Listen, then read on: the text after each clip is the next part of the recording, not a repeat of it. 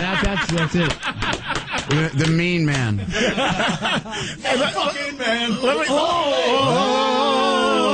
Leave it to me to be the first guy to break the cherry. Yeah, have another brew. Leave it to the pro wrestler over here, huh? It's always me. Axl, were you into a lot of metal growing up? Were you a metal freak like all of us? Yeah. What bands did you love? What were your the bands you just worshipped as a kid? Well, Sabbath. Yeah, of course. Yeah. So. Now, let me ask you this, because a lot of people that come in here, like I'm 41, Baz is a couple years younger, Scott's the same age. We got to get into that. Great. No. I'm not asking you. Great. No, I'm asking you that. I'm just trying to get the timeline. Where's my Geritol? No. I'm not asking you like that. I'm asking you because... I need some Ensure. For us, my first Sabbath album was actually Heaven and Hell. So I'm wondering, where did you come in Sabbath? Were you into... I got Heaven and Hell and then went back.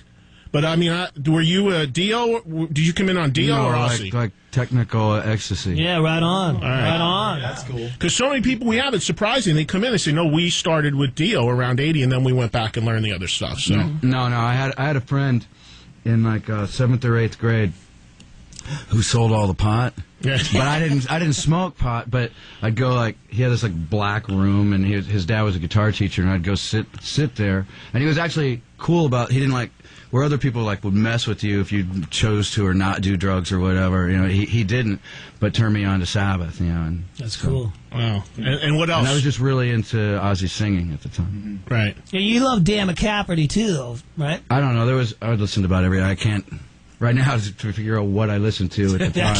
Were you a Kiss fan at all? Because I liked the hits that were on the radio. I mean, the same car he's talking about, I would ride around, and sneak up on people at the bus. Because I had a really loud stereo. Sneak up on them at the bus stops and start Dr. Love. That was Dr. Love has always been one of my favorite songs because they played it on AM radio, and if you know Gene, walking out of school, and you know Gene's world, and you think about Gene's world backstage and where his tongue was going, I can't believe they played that song on AM radio back in the day. Especially the little bridge part. You're not the only one I ever had. What about Christine 16? Right. Yeah. What was that about? What does the metal party goes? Yeah, I don't understand the meaning. I remember seeing you walk out of school that day. That day, I knew, I've got to have you. Yeah, and he's like 20-something, and he's in his beat-up car. Wait, the best part about that, cruising to high schools. Here it is. It's creepy. It is, isn't it? And the best part is out of that, he goes, she's been around, but she's young and clean. Dude, the best Gene lyric, though, is in Going Blind when he says, I'm 93 and you're 16. 93. I know, that's perfect. That used to scare me, that song. 63 wasn't bad enough. Yeah. Oh, man. Cool. By the way, Ed Drunk, Gene will be expecting a royalty check for... No, I just played Christine. You just played Christine 16 on New York radio. I get 3 cents on that, please. Payable to Gene Simmons Empire. You'll get that call. No doubt, man.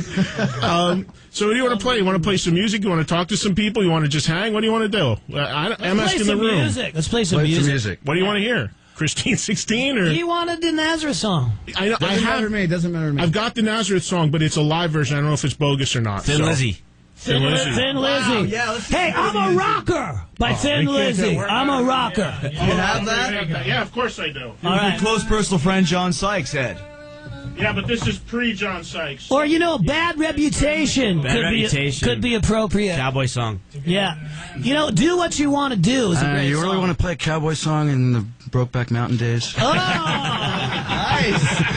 He's on fire. He hasn't changed a bit. Baz, give us one story from when you toured with Guns N' Roses, besides the one you just told. Anything from the road that you recall? Well, there's many things, and one thing, Axl wasn't afraid to kind of tell it like it is a couple times, or tell it like it wasn't. But well, no, but I remember when we were doing the Slave to the Grind record, I was literally out of my mind, partying a little too much in Hollywood, and Axl called up Doc and Scott and said, "You got to get your boy out of Hollywood." And Scott's like, "Why?" And Axl goes, "Because he's gonna die." Yeah. Like, no, but and then like they and Did you say it kind of like in Welcome to the Jungle? No, Did you scream you're gonna die like that? No, but he was not. No, but sometimes people, you all got to watch out for That's each other, right. and And you I get a don't- little too over the edge. That's I don't all. forget that. I never forget that. He had to get out of Hollywood. I had to get out of New York. Right on. I'd come here and we'd all